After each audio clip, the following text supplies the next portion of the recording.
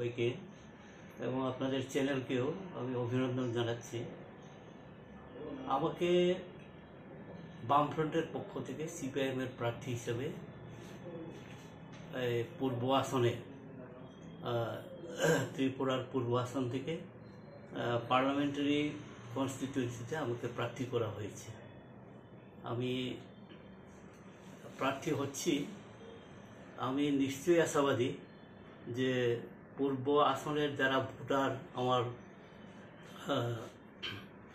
রয়েছেন, সমস্ত অংশের মানুষ যারা আমার বয়োজ্যেষ্ঠ, আমার গুরুজন, আমার বন্ধুবান্ধব এবং আমার ছোট যারা আছে বন্ধুরা, তারা সবাই এই ত্রিপুরা রাজ্যের না শুধু সারা ভারতবর্ষের গণতন্ত্রকে পুনরুদ্ধার করবার জন্য এবং ধর্মনিরপেক্ষ এই সংবিধানকে বাঁচানোর জন্য সবাই নিশ্চয়ই আমাদের, শুধু আমাকে না, আমাদের যারা ইন্ডিয়া ব্লক তাদের প্রার্থীদেরকে নিশ্চয়ই ভোট দিয়ে জয়যুক্ত করবেন এবং ভারতবর্ষে একটা ধর্মনিরপেক্ষ রাষ্ট্র, এটাকে বাঁচাবার জন্যই সকলেই সাহায্য করবেন ভোট দিয়ে, এটা আমি আশা করছি।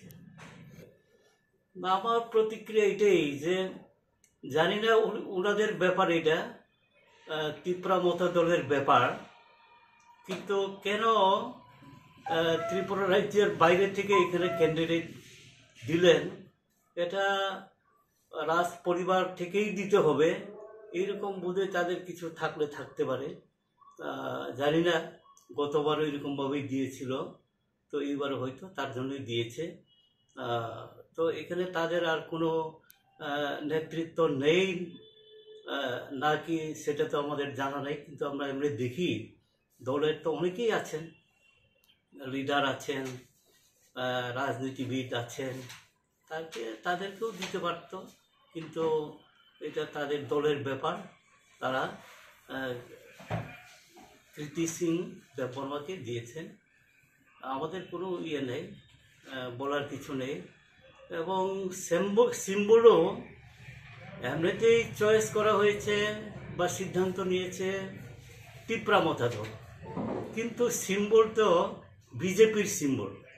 এটা এরকমভাবে আগে কখনো দেখিনি আমার লাইফে, পলিটিক্যাল লাইফে এরকম দেখিনি, এটাই প্রথম। তো এটা মানুষ মেনে নেবে কি না, এটা যথেষ্ট ডাউটফুল, সন্দেহ আছে। আমার মনে হয় মানুষ বুঝতে পেরেছে যে ত্রিপুরা মথা দল, বিশেষ করে ট্রাইবেলদের ত্রিপুরা ল্যান্ড, পয়লা জাতি হলো পার্টি, কনস্টিটিউশনাল সলিউশন ইত্যাদি করে শেষ পর্যন্ত নানান কথা বলে অ্যাকর্ডটা করেছে। এই অ্যাকর্ডের মধ্যে তো কিছুই দেখা যায় না যে ত্রিপুরা ছাড়া ট্রাইবেলরা যে কিছু হবে এই অ্যাকর্ড দিয়ে, এখানে তো কিছুই বলা নেই। সুতরাং মানুষ বুঝতে পেরেছে। এর জন্য আমার মনে হয় যে এই প্রার্থী যাই হোক, ত্রিপুরা মথা দল আমরা বুঝতে পারি না, বিজেপিও বুঝতে পারি না এখন। তো এখন ত্রিপুরা মথা দল বিজেপিতেই চলে গেছে, এটাই আমরা বুঝতে পারি। তাতে জনগণ নিশ্চয়ই একটা বিচার করবে এবং এইভাবে মানুষকে একটু ভক্তবাজি দিয়ে মানুষ এটা স্বীকার করে নেবে না, এটা আমার। শ্রীলক্ষ্মী গ্রুপ অফ ইনস্টিটিউশনসের পক্ষ থেকে মাধ্যমিক ও উচ্চ মাধ্যমিক পরীক্ষার্থীদের জানাই অনেক শুভেচ্ছা ও অভিনন্দন।